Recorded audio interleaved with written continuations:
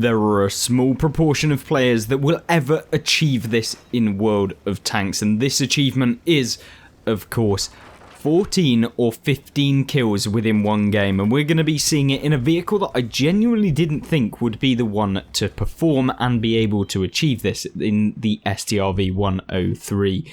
And this is a very interesting Swedish tank destroyer that gets, of course, the siege mode and has that superb accuracy when using the siege mode, whilst also being able to move very quickly away, both forward and reverse, when using the kind of mobility mode, as it were. So we're going to see how this tank performs on, of course, one of the nicest maps that you'll see for maybe the STRV, which is Live Oaks, because you can use the camo, concealment, and be able to deal a multitude of damage against tons of opponents as they get spotted throughout the game and come away with victories against things like the AMX 1375, and that is one tank down within this replay so far.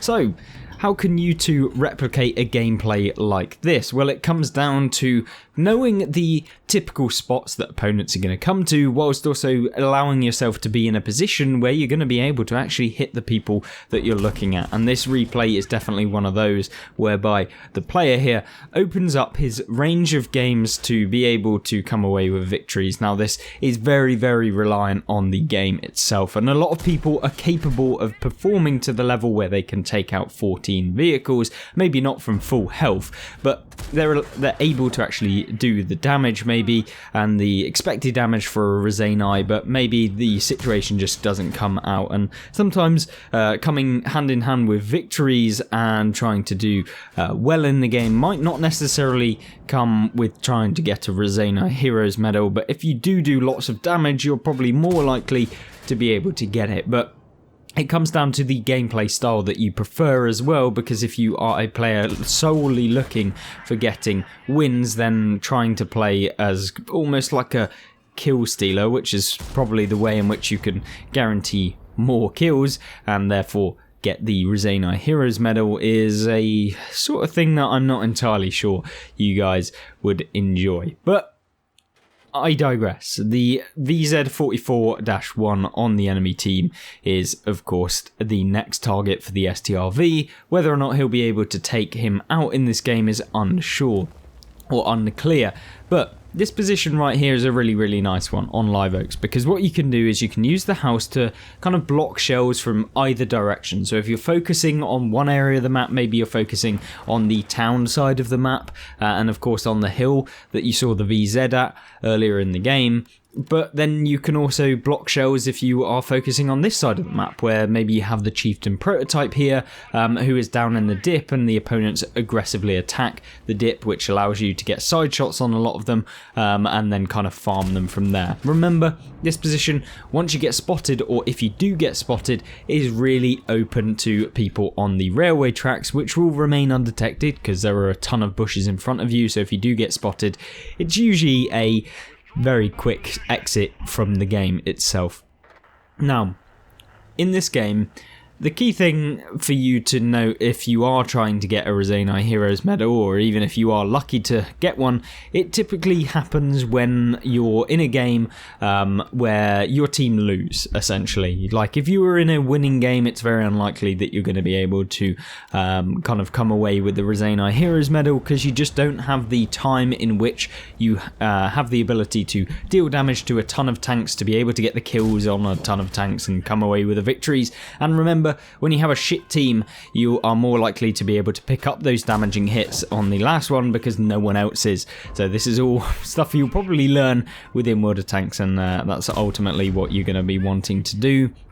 You're seeing here now the ISU 152 pushing down like a bot that he is, and of course getting finished off in such a style. The Waffle Panzer IV also makes the mistake of doing that, and he gets a nice little roll into the tracks. Obviously, if you can track an opponent, you can keep them locked in place and you can deal the damage as you'd want.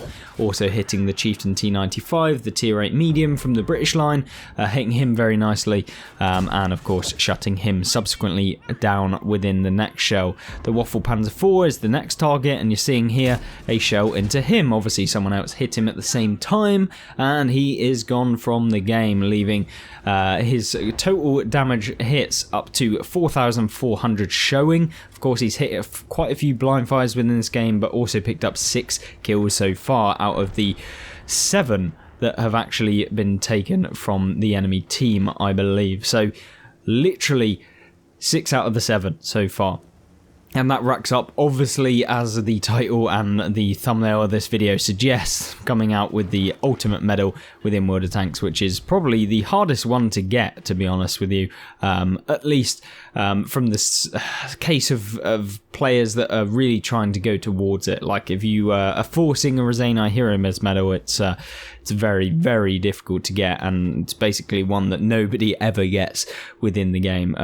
You're seeing that now come to fruition, because all it takes is one of your teammates to at least not be a bot and finish off one of these tanks and come away with the victory. You're seeing here the Senlak on a one-shot easily could have been taken out by anyone else on the team, even if it was an artillery piece, meaning it would not be possible, even if you took out 13 of the enemy tanks, which is a substantial amount nonetheless. But yes, it's not the ideal scenario. But you're seeing here the Senlak keeps cresting the ridge, and he gets shut down subsequently. So the whole premise around getting 14 kills or 15 kills, because there are people that have managed to kill the entire enemy team, which is, I don't even know how people can get that, but yeah, it's definitely possible. It's just a very, very rare occurrence, and even some of the best players in the game will never have been able to get this, and that's including some of the top players in the game. It's just more of a scenario issue than a skill level issue when it comes to getting the raseiniah. But it's outstanding to see games like this, especially in tanks that you wouldn't necessarily think would be flexible enough to warrant being able to get 14 kills, because ultimately this tank, although it is in some way flexible in terms of the movement and the speed and being able to relocate and stuff like that, it's not flexible in terms of being able to hit opponents from multiple directions in quick succession, because, you know, the STRV doesn't have the best turning capabilities, and it doesn't have a turret for a start. So these are all things that made this replay insane to actually watch. And you're seeing some really good relocation here.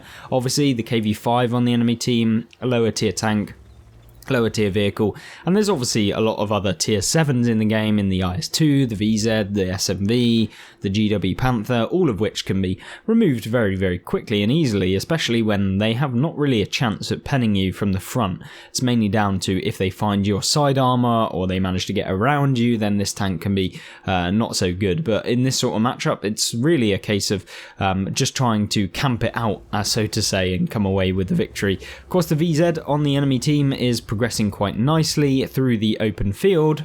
Progressing for him maybe nicely, but it quickly turns to a shitstorm, that's to say, and he subsequently gets shut down with a fire after having low rolled that last shell. The IS-2 thinks, you know what, that guy's fired, and subsequently, yeah, gets taken out as well. There's only 1,600 hit points on the enemy team left, having done quite a few blind fires and picked up 6,600 damage showing.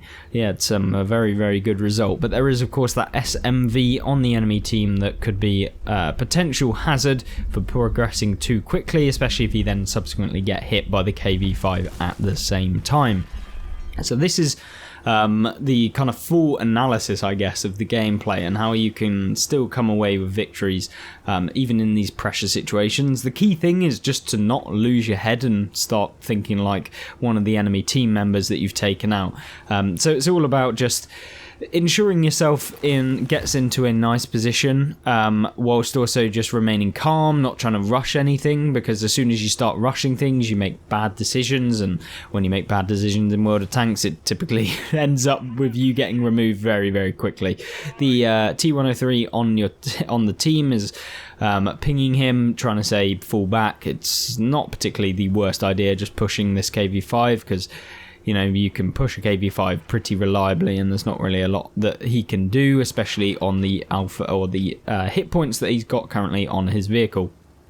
Now then, GW Panther is probably the most dangerous tank on the enemy team, because that doesn't care about the armor of the STRV, because angling doesn't work when the round comes in from above, and so it's a vehicle you definitely don't want to be getting hit by, and so coming into a town area against KV5 is probably the nicest way to go about it, and you can pick up some damage as well on this KV5 and the SMV, hopefully, and use the concealment of this vehicle as well as the view range to outspot a lot of the opponents that you might come across.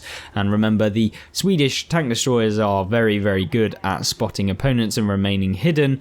Remember that it's even better when you do use the siege mode. Now, this is a dangerous scenario to be in, because the GW Panther has a great side shot into him, potentially dependent on where he is, and so it's a little bit risky. The shell into the SMV obviously doing very, very nice work. The GW Panther not managing to penetrate the vehicle, and then the KV5 re-tracking the tank. That is what you should be doing in a vehicle when coming up against one of these things, tracking them in the side and just pumping them full. But unfortunately for the enemy KV5, the repair kit is something that the STRV does actually have within this game at this one moment in time. So there's been a lot of information thrown at you within this video, and I hope it's not all too much. And of course, some of you may have already picked up a raseiniah Heroes medal, in which case you're way better than me, but I'm sure that you've enjoyed looking at how the various different ways in which you can pick up one of these within the game are basically done, how even if you do everything right, you can still come away without getting one, even if you do way more damage, because this is not the highest damage game I've ever seen in an STRV 103. There are certainly better games in terms of damage, but is there really a better game when you're taking out 14 out of 15 tanks within the game? I don't know. It's debatable. Damage versus taking out the entire enemy team? I don't really know. I know that it'd be way more enjoyable to take out 15 tanks than probably get, 10k damage. Not that neither of them are enjoyable, but you get what I mean. Now then, KV5 on the enemy team does manage to evade the last shell, and this is not the scenario you want when you're trying to push a KV5, because remember, all it takes is for him to keep tracking you, because all it takes is one of those shells hitting the KV5 to steal your raseiniah Heroes medal. And so you're basically hoping that your artillery piece doesn't actually shoot the KV5. And luckily he doesn't. And he picks up the final kill of the game, securing 14 tanks. That was just unbelievable, especially in the vehicle that it was done in, and what an amazing result to see. Thank you so much for uploading it to the What Replay site, and of course we'll check out the post-game stats to just verify that it was an amazing result. So here we are on the What Replay site. It was an outstanding result. Let's have a look at the damage numbers. 8,974 damage done within this tier 9 game, with 14 enemies taken out, 1,777 base experience, which is something I thought would be higher for taking out 14 tanks. But regardless, a mastery badge, a bruiser, a arsonist for setting someone on fire, the duelist, the fire for effect, the high caliber, the top gun, and of course the most important medal in World of Tanks, in my opinion, the raseiniah Heroes medal. What an outstanding result, Mr. Kurzik. Thank you very much for uploading it, and I hope you guys did enjoy seeing this replay and how fantastic the STRV 103 is in this sort of matchup on Live Oaks, of course, and with this many kills. Thank you, and I hope you join me in the next one. Goodbye.